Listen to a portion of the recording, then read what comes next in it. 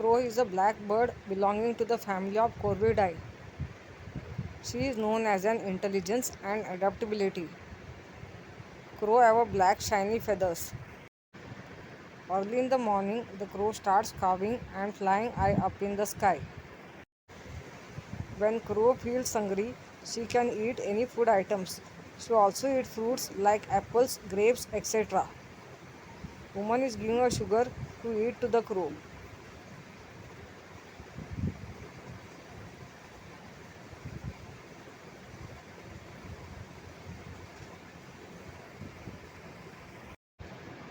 When crow feels thirsty, she drinks water quickly on the bowl.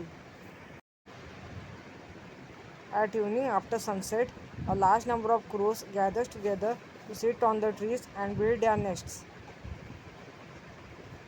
Early in the morning, a large number of crows are flying high up in the sky.